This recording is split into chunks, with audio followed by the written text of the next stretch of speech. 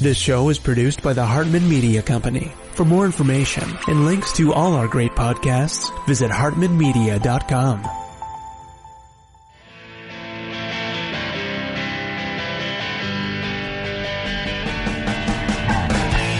Welcome to the Young Wealth Show, where you'll truly learn how to make, spend, and invest money for an awesome life. Get the real life stuff that wasn't part of your school curriculum. Young Wealth gives you innovative new ways of dealing with your finances, as well as the skills and tools you're going to need to survive and be successful out on your own. Let the Young Wealth Show be your GPS to take you from clueless to clued in. Here's your host, Jason Hartman, with Young Wealth. There's a lot going on in the world, and we feel a duty, an obligation, a sense of noblesse oblige. Hey, there's a vocabulary phrase for you. It means nobility obligates, noblesse oblige. Anyway, we feel sense of noblesse oblige to keep you informed, and today will be no exception because we're going to talk about the bailout programs that interestingly just ran out of money. But don't worry, they'll be back. There's more coming. 99% chance. So this is well worth listening to. It looks like there's no shortage of graft and corruption and fraud in the free market sector either, but at least there are different accountability mechanisms that aren't available in the government sector. So that's the difference. And hey, in the government sector, we are all getting defrauded. In the private sector, only select people like customers of a bad business or competitors of a bad business. All of these things, by the way, have happened to me, sadly. I know. Play your violins. I've definitely been a victim. You probably have too. So, it just selects affects a small number of people. But when it's the government, it affects all of us because it's all our money. And it's either our money, and most people would say as taxpayers. And that's true, but that's the amateur game. The real victimization comes as we are dollar holders and dollar savers. And of course, there are two forms of taxation in essence. There's the tax that we see that we're paying, income tax, sales tax, excise tax, all of these tax everywhere, tax. But there's also, of course, the inflation tax, which destroys the purchasing power of our money and other things, the purchasing power of our debt that we pay back to our lenders, of course. And we love that as real estate investors. And it makes debt our favorite four-letter word, doesn't it? Yes, it does. Okay, enough of that because you've been listening to the show and you already understand what I'm talking about. But tomorrow is a 10th episode show, which, by the way, you are going to just love. It's my interview with Mike Robbins, and we talk a lot about how the quarantines and the pandemic is affecting people. And it is really so sad to see. I read an article yesterday that said calls to suicide hotlines are up by 800%. 800% increase in calls to suicide hotlines. The left has now begun to vilify the right in the political spectrum around the world because the right wants to put people back to work and reopen the economy. And the left says, how can you be so callous? That is so terrible for you to say something like that when lives are at stake. And that is true, but it's not the whole story, which is the common thing with the left. There is certainly a nugget of truth. They are right about that. Yes, we have to be very careful. There are lives at stake.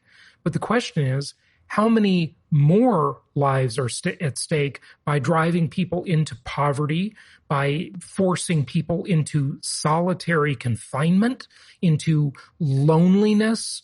I mean, look, folks, I've talked about this before. In England, I mean, this was maybe a year ago when I shared this story with you.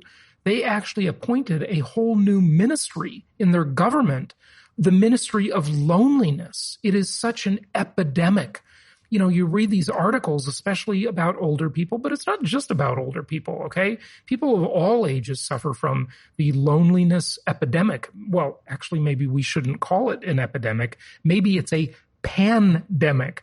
There is a slight difference in those definitions we've talked about before. Look it up. Maybe it's a loneliness pandemic around the world. And, this technology, as much as it brings us together, it also separates us and keeps us apart. And a virus will keep us apart too. So this is not a small issue, okay, of keeping these lockdowns in place. And they are starting to lift in different places. We got to lift them very carefully. Obviously, there are many considerations and precautions. But if you want to kill people and destroy their life, drive them into poverty, okay? Because this has got such an unequal distribution of effects, because people at the lower end of the socioeconomic ladder almost never are able to work from home. Yet people at the higher end that are knowledge workers, that are in the information economy, heck, they can just work at home. It's easy. I mean, people ask, well, how's it affecting me? Well, my life's hardly changed at all. In fact, some ways I like it better. And I'll talk about that tomorrow. But for other people, this is misery. This is torture. This is awful. Think about it. It really has a very uneven effect. And as we continue these quarantines, people are being driven into abject poverty. They are falling down the socioeconomic ladder. And some of you with your rental properties will lose your tenants, but you're going to pick up new tenants that have fallen down the socioeconomic ladder. And that's why I've always recommended for the past 17 years, the basic bread and butter housing is the best investment, because you can catch people just starting out in life that are maybe moving out of the home and it's their first rental. Maybe it's a move up from an apartment and it's their second or third rental property. Maybe they're kind of these lifelong renters and they'll rent from you for a long time. Or maybe they are people that used to have a bigger house that they rented or a house that they owned, and they're now out of, we saw this during the Great Recession, of course, same thing is happening now or will happen soon. They're moving down the economic ladder. They lost their house or they lost their bigger house, and they end up renting from you as they move down the economic ladder. But hopefully we will not let this go on for too much longer, and people will not be pushed too much further down the socioeconomic ladder, because it is very sad. There's no question about it. Folks, I am a bleeding heart capitalist. Yes, I'm a bleeding heart capitalist. And I think we all need to be that way. That's the right choice, okay? Not a bleeding heart liberal, because they usually end up with the wrong conclusions. They always seem to be hacking at the weeds rather than the root, and putting a Band-Aid on the problem rather than really solving it. So anyway, that's that. Bad news out of China, and shows one more reason why you cannot trust the Chinese government. Looks like the death toll is much higher than previously stated. So I'm sure you've seen the stories about that. I won't go into it. Now, a couple other things I want to make before we get to our guest today and we talk about the bailout programs with the SBA and the Paycheck Protection Program, the PPP and the EIDL, and these two major programs. And we'll get to that in a moment. We've got a guest on that. But a couple more points, okay? Number one point. I have been doing in a very informal survey, informal research, just anecdotal impressions that I've been getting surfing around social media, especially Facebook. And I have, of course, a zillion real estate investor friends, and I am in many, many different groups, mastermind groups with many, many, many real estate investors. Okay. Like 9 out of 10 of my friends are real estate investors. And that doesn't mean just you listening. That means other people that are doing different things in real estate than you might be doing. Okay. And I have been amazed. I don't think I've shared this with you yet, but I have been absolutely amazed since the real significant impact started hitting, since the stock market first initially crashed, since the lockdowns started. I have been amazed all along, and I haven't really shared this because I've been monitoring it. I wanted to just let it go a little longer. And I got to tell you, my impression has not changed from what I'm about to tell you. But I am actually, I would kind of consider myself an optimistic complainer. How do you like that? I'm an optimist, but I'm also a complainer, okay?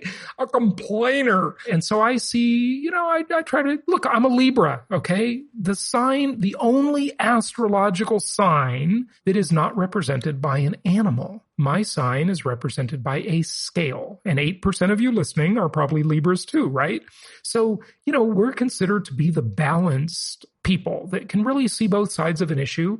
And, we make excellent judges, by the way. When I was growing up as a kid, I used to watch courtroom dramas, even at a very young age. And I always wanted to be either a lawyer or a judge, really a judge, because I think I could do a really good job at that. But anyway, didn't go that route. And I try to see both sides of an issue as much as I can. Okay. Of course, I'm human and I have my own biases, just like everybody else. But I have been amazed, really, truly amazed. And I didn't think it would be this way. Okay. Just my anecdotal survey, my impression from looking at social media and talking with a zillion people. I'm amazed at how optimistic real estate investors are.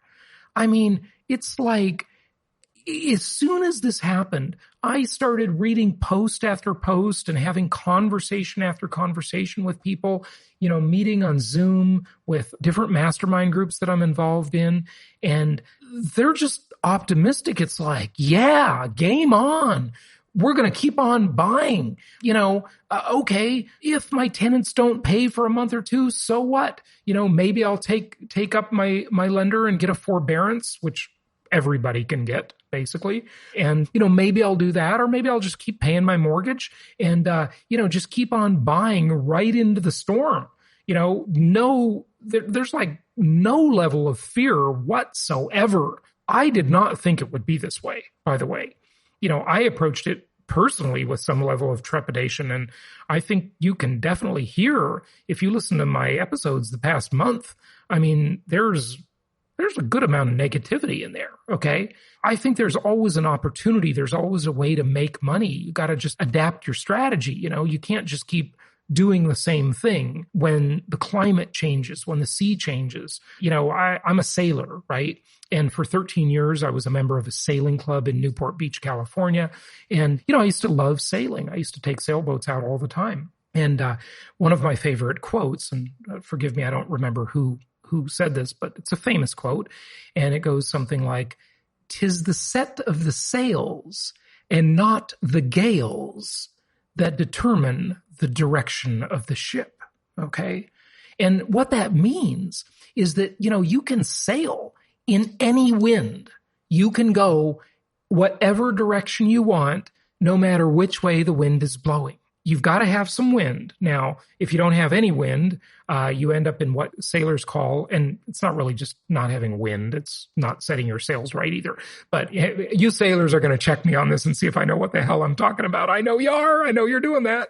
You could end up in what they call, you end up in irons, okay? And that probably came from the pirate days when, people are shackled in irons, right? You end up in irons where you're not moving, okay? Because your sails have just lost the wind and it's not a good situation. But as long as wind is blowing in any direction, you can go whatever direction you want in a sailboat, okay?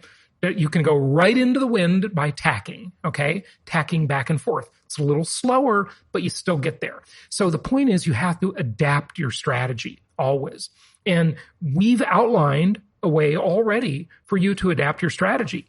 And I've talked about the mass migration that will start. And by the way, yesterday, I got a great interview coming up for you next week. I interviewed the CEO of Elliman, or is it Douglas Elliman? Anyway, the biggest real estate company in New York City, and they've got offices in many other places as well. Dottie was on my show, and she was awesome. I just finished that interview yesterday. We'll put it up next week. And I tell you, if you want to hear it from the horse's mouth of a big city real estate broker, okay, with I don't know how many agents, probably thousands of real estate agents, she says people are going to flee New York City. Now, saying that is severely against her own self-interest. So that interview will be coming up next week. You won't believe it, but it corroborates the strategy I've been outlining for you. And learn more at pandemicinvesting.com, which, by the way, we're going to update the content there. I'm going to say it's really old content because it's from 3 weeks ago and so much has changed.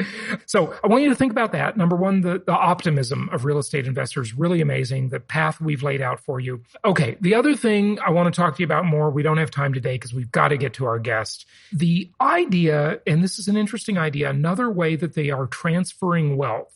Okay. We want to always watch out for what the elites are doing and how they're transferring wealth. And one way is transferring wealth between the generations. So just think about this, and we'll talk more about it later. You have these artificially low interest rates that we've had for many years now, financial repression. You force older people with savings you force them into more risky investments. And many of these investments are securitized by debt. And if you need more debt to create more securities, what do? You insure. One of the biggest debt problems and debt bubbles here, right, is student loan debt. You insure student loan debt through the government. So all the universities raise the prices to ridiculous levels, total scam. We all know that, complete ripoff. And then you have another investment product for older people, baby boomers, and the generation even before them, okay, the silent generation, the GI generation, whatever, they invest in those securitized debt instruments. And so basically what you do is you sell the future, you ruin the future for the younger people, but you kind of have to do it because you need a securitized debt product for the older people with savings to invest in because they can't just put their money in the bank anymore because of financial repression. Total scam. The other thought I want to leave you with before we get to our guest is just to remind you of what I said the other day about how so much inflation is baked into the cake, not by fiscal and monetary policy, but by venture capital and BS IPOs and the way the public markets work. We have funded these zombie companies with ridiculous levels of funding, whether they be Uber, Airbnb, WeWork. These companies are good ideas, but they're a joke the way they're managed financially and the way they're funded. It's a total freaking joke, okay? It's a scam. And these companies, they need to make money someday or they're not going to be here anymore. They're basically surviving on just new funding all the time, which is not how you run a business. Remember my quote, real businesses make profits. My business is a vastly superior business because it always makes a profit to any of these big giant companies that are just cash holes that you just dump cash into. It's like owning a boat. It's a hole in the water you dump money into, right? I owned a boat, 48-foot boat. Hole in the water you throw money into, okay? That's what it is. And that's what these companies are. They're the same thing. So guess what? That is an inflationary force. That equals inflation, okay? Because it's baked in. Because these companies will have to raise their prices to start making money. And that means prices go up. And that is inflation. Okay, so just think about that. Those are some new ideas. I haven't heard them anywhere else. They came out of my own head and they're interesting. Think about them. Okay, hey, I got to stop talking. We've got to get to our guest. And so let's talk about the bailout programs and make sure you avail yourself of these programs and probably want to get in line now if you didn't get in already because that next round of funding is on its way. Here we go with our guest. It's my pleasure to welcome Jessica Mah. She is founder of inDinero, and they help small businesses with a variety of financial issues, from bookkeeping services to tax prep to virtual CFO services. And we are here to talk today about the SBA bailout programs, what's left, what might be coming. She is the founder of this company. They are distributed with about 300 people on their team. She has been featured in Forbes and Inc. magazine's 30 Under 30 list. Jessica, welcome. How are you? Wonderful. Thanks so much for having me. And you're coming to us from my hometown, Los Angeles, California, right? That's right. Excellent. Well, we are all quarantined up here, and the government and the Federal Reserve are printing money like crazy to bail everybody out, and there's a lot of confusion around these programs. There are two basic programs, the PPP and the EIDL. We'll jump into this. You've given a lot of webinars and presentations on this, and we just heard that PPP, the Paycheck Protection Program, has run out, but we don't think that's for very long. It's going to come back, or some other program will come back. Jessica, why don't you address that maybe first, and then let's dive into the details of these programs. Absolutely. Yeah. Well, first off, thanks for having me, and to everyone out there who has a business and who is, going through challenges with COVID.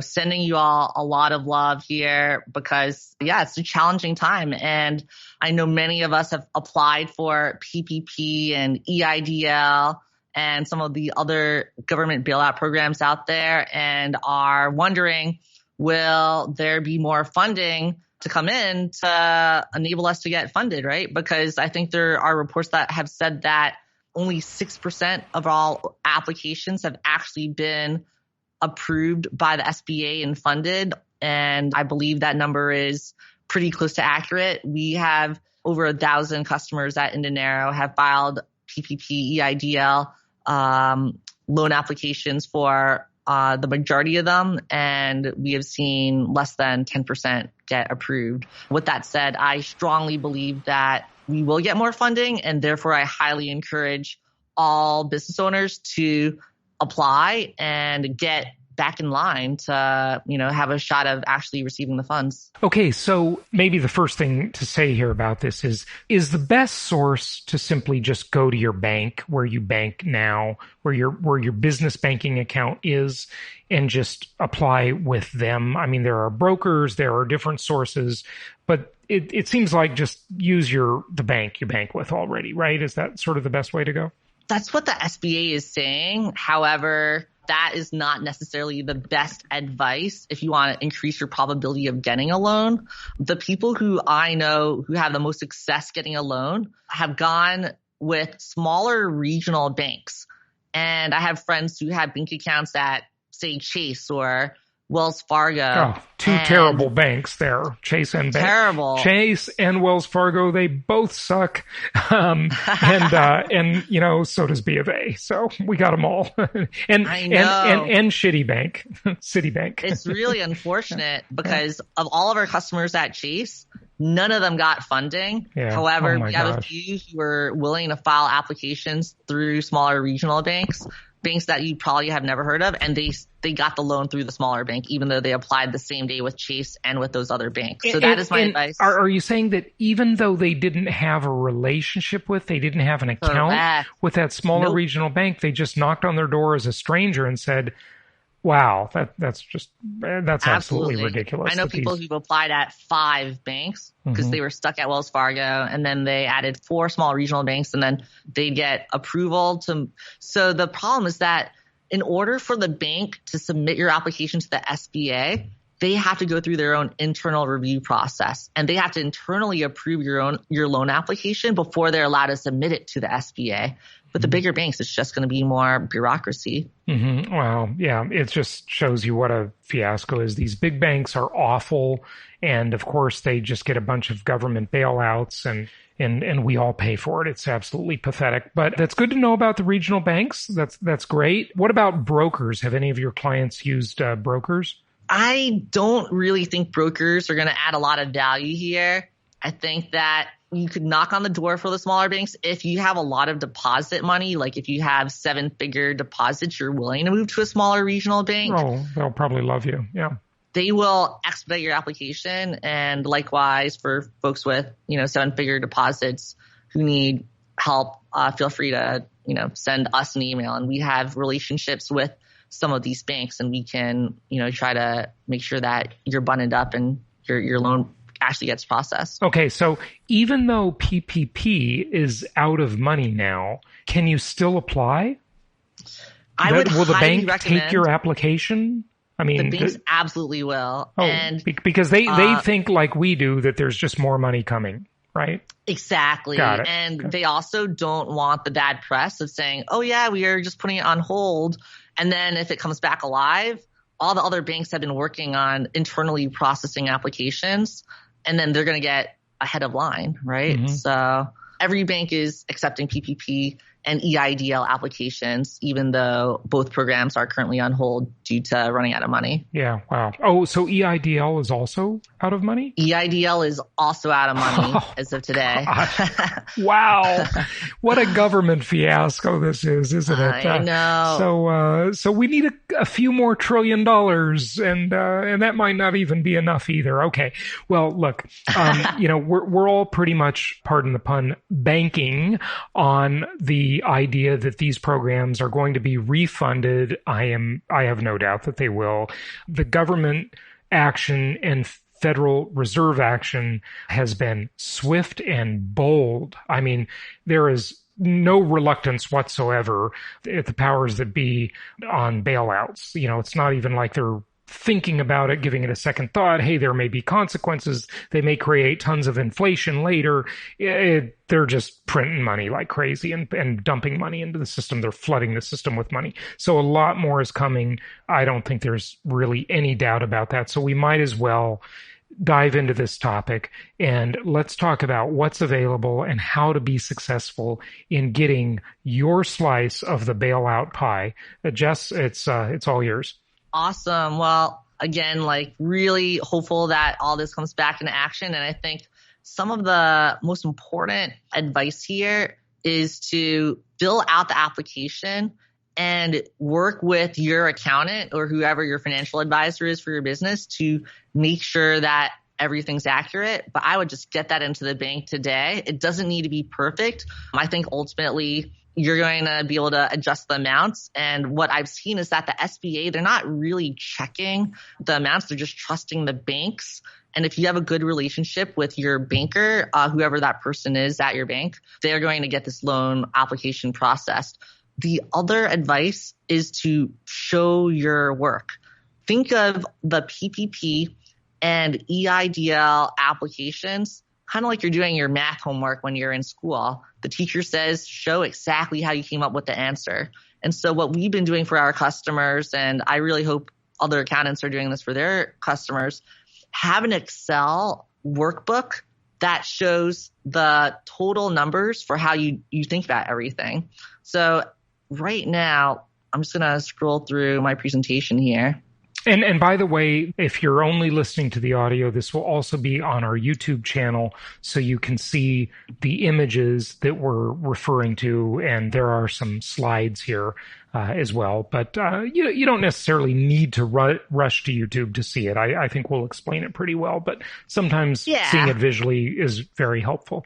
Yeah, I'm just I'll stay with the most important points here, and then we'll share all the information later so you could download it on your own. I wouldn't be worried about getting the visual right now. Okay. And I also know that by this point, most of us know the high level details. I think what I'm going to try to communicate here is really just how to make sure you're dotting your I's and crossing your T's and increasing your probability of getting accepted. And as you know, the PPP program will give you 2.5 times your average monthly payroll, up to $10 million. And for U.S. employees, it's going to be capped at $100,000. And so when I say show your work, have a workbook, what we've been doing is not just showing the total payroll, but really showing all of the payroll and then all of the payroll minus the money spent over $100K in salary. You have to take out contractors. In the early days, people thought you could include contractors as part of payroll. You cannot include contractors. And that really bummed me out because I was going to apply for my share of the bailout pie because we have mostly contractors in my companies. And I was sad to learn that I won't qualify. Oh, well. But the contractors will be able to apply. And last Friday, they opened it up. Of course, I don't think any contractors got any PPP money because they ran out of money so quickly. But my suggestion is if you run a company that has mostly contractors, give them this education. Encourage all of them to get their own PPP applications in, because then that's going to enable you to negotiate better rates to pay them if you're going through a crunch on your own. Right. How much time does it take to, get through the weeds here and apply? It depends how many banks you go to. It depends on a lot of stuff. But how difficult is the application process? The application is so easy. The initial application, It's one page. Mm-hmm. And it basically just asks for your name, your address, and who owns the company. And it's so easy. It'll take you no more than 20 minutes to fill out. Excellent. The problem is once you submit it, your bank's going to ask for supporting information potentially. Mm-hmm. And since we have so many customers from so many different banks, there's no set process. Every bank has a different set of materials they're looking for. Like many banks are looking for this workbook. And when you submit the initial application, they don't necessarily tell you what they're going to need from you. So my other advice is email your bank and say, what other supporting information will I need in order for this to get internal approval and to be formally submitted to the SBA? That's the magic question that I really want everyone here to ask. All Don't right. be say reactionary. that magic question again. Let's make sure people caught that. So the magic question, what is all the information you need from me in order for the bank to formally process my loan application and submit it to the SBA? Okay. And so they're going to come back and say things like, all right, we're going to want to see your 2018 tax return. We're going to want to see your Excel spreadsheet that shows how you calculated 2.5 times average monthly payroll. Did you include contractors or did you not include contractors in that number? They want to know if you're fudging your numbers, if you're exaggerating your numbers, if you're including things that PPP says you're not allowed to include. And this is something that's you're really best off having your payroll company or accountant help put together. But you want to also anticipate what are all the other things they might ask for as early as possible, so you could send that to your advisors to get started working on. Okay. And when you say advisors, do you mean the loan officer at the bank? No, I really mean your accountants and your tax advisors and your payroll. Putting the package together. Yeah, exactly. Okay. All the materials. Because a lot of people, they lose precious time. They submit the application. The banks are super overwhelmed. By the time they get to your email, it's like 4 days later, and then they send you a request of all the things they need. Yeah. But that's 4 days you could have been working on preparing the information already. Right. Okay. That's the number one reason why I'm seeing that companies who are less prepared, who aren't proactive, those are the ones who are not getting the PPP loans.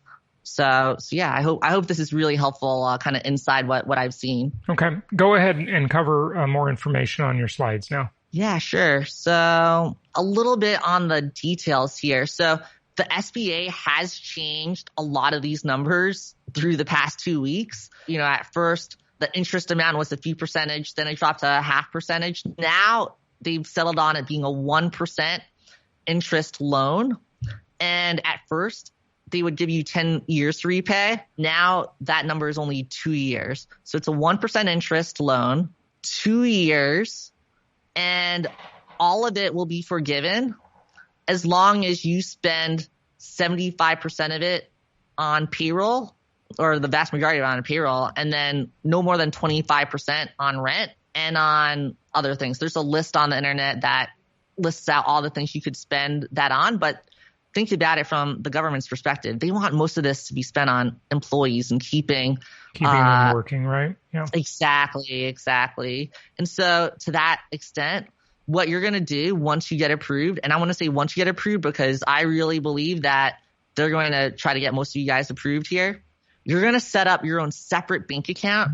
Call it the PPP bank account. Okay. And you want to make sure there's a paper trail to show that you're following these rules where most of the money's going to payroll. And so I'd go to my payroll company and change it so that all the payroll is spent from that new PPP bank account. Because if you don't have this buttoned up, you might have problems having the loan forgiven at the end. Okay. Now I can't, nobody knows yet, but I just envision really a total mess in the loan forgiveness aspect at the end, right?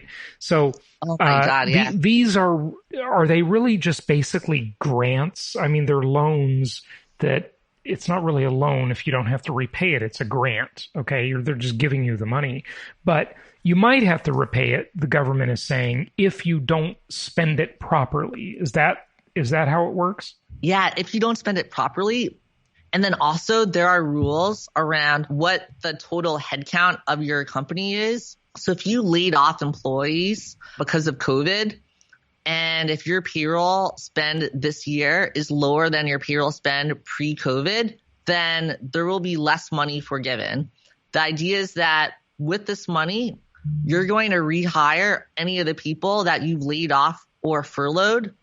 And to the extent that you don't do that, less of this money will be forgiven. I just imagine them not checking that or accounting for that very well. I will make a prediction here. Maybe I'll be wrong, but I bet a whole bunch of companies won't spend the money properly. They will lay people off and they'll still get their loan forgiven somehow or another, but maybe not. Don't bank on that, by the way, folks. Don't bank on that. Absolutely not bank on that. Don't bank on that. I think there's a good it's just a prediction because government programs are a mess always, right? So they will probably go after bigger companies though and make an example of them. The big players, yes. The little ones, they won't have time for the small fish. But anyway, again, I'm not recommending that. I'm just saying that my prediction is a lot of bad apples will end up with grants, and we're all going to pay for it through either taxes or inflation, one or the other. That's the only way the government can pay for things, those two ways, right? Okay, go ahead. Yep. Yeah, so I'd say you just want to start thinking about, I would at this point still assume though, that the PPP approval process, it's going to be at least another week or two before Congress gets their act in order, if not longer. Right. From the time you submit this to the time that it gets processed and submitted to the SBA by a small regional bank, the average we're seeing is about 4 or 5 business days. And then from that point, it's usually pretty quick. Once you've been formally approved by the SBA, it's about another 3 or 4 business days before you get final paperwork. And in most cases, the paperwork is non-negotiable. It's kind of take it or leave it. You sign that, and then the bank will fund you the next business day. So to that extent, you really want to be careful. This next month, you could furlough and lay people off. A big popular question I get is, well, what if I need to lay people off because PPP money is not available yet? Will this decrease the forgivable portion? And the answer to that is actually you're allowed to lay them off now. And then once you get the loan, you can rehire them back and unfurlough them and still be able to take advantage of the forgivable aspect of the loan. But I would not wait. If your business cannot stay sustainable, you need to make those changes and cuts today, and that will be okay according to PPP. Yeah, this is just such a whole sad mess we're in. People are, these activities of dealing with the SBA, dealing with the bank, horsing around, furloughing or laying people off and rehiring them. None of this is productive activity. None of it. This is not what an economist wants people doing. We want people growing their business. And here we're all just now messing around with paperwork. It's just really a bummer, but it is what it is. So let's get through it together, folks. Exactly. And I would also encourage you guys to think about applying for both PPP and EIDL because companies are allowed to participate in multiple programs. With that said, PPP is really your best bet here. I mean, I think the EIDL program is just not going to do as much here. And I've heard of people getting $10,000 forgivable advances. But as far as that really helping out, I mean, PPP is really what you're going to be focused on if you have a lot of payroll that you're going to need covered here. Okay, so of the two programs, the PPP is the one that people should most likely pay attention to, right? Exactly, because if you're going to get PPP, I mean, you can't really overlap here. Like, you don't want to pay for the same expenses twice through one program and the other program, you really have to treat it as the EIDL program. If you get EIDL, that's covering stuff that PPP won't cover. So to that extent, you want to just get PPP. And also, when they expand PPP and EIDL, it's going to happen at the same time. If PPP's out, EIDL is probably out as well. So just keep that in mind. Okay. I think we've covered the most important elements here. What I also want to mention is that a lot of these smaller regional banks, every bank says we have to focus on our existing customers.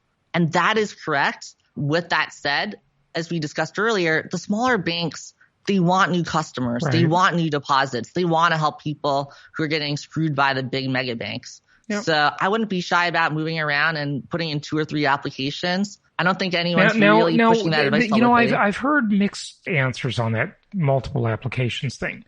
I have heard from some, and this is probably pretty important, that if you put in more than one application, it could be triggered as though it might be fraudulent in the system, and you might get both denied or delayed. You're really saying put in more than one application though, huh? Is that the experience you're finding works the best? I'm saying the folks who put in multiple applications are more likely to get approved if you look at the actual metrics and data I'm looking at. Mm-hmm. Okay. And keep in mind, what is it that you're really focused on? You're focused on the bank getting through their internal application process the fastest and then having that submitted to the SBA as quickly as possible. And so that gets you towards the front of the line. Whereas with the bigger banks, you're just going to be way further back in line, for that bank. So that's why I really stand by this advice. And this is all super controversial, debatable. This is new territory here. It's totally new. Yeah, it's so confusing what's going on right now. It's a big fiasco. Okay, Jessica, well, good. This is great information. We did talk about the loan application process sort of at the beginning. So that's great. Please give out your website and tell people where they can find your company and find out more about these programs. Yeah, absolutely. So we're publishing information on this all the time at blog.inDinero.com. And feel free to email us. We're happy to answer questions. We're not charging for answering questions. We just want to help other businesses out. COVID@inDinero.com. Feel free to just let us know what you're struggling with or what you're curious about, and we'll get someone on our team to help you out. Jessica, thanks for joining us. Thank you for having me. Thank you so much for listening. Please be sure to subscribe so that you don't miss any episodes. Be sure to check out the show's specific website and our general website, hartmanmedia.com, for appropriate disclaimers and terms of service. Remember that guest opinions are their own, and if you require specific legal or tax advice or advice in any other specialized area, please consult an appropriate professional. And we also very much appreciate you reviewing the show. Please go to iTunes or Stitcher Radio or whatever platform you're using and write a review for the show. We would very much appreciate that. And be sure to make it official and subscribe so you do not miss any episodes. We look forward to seeing you on the next episode.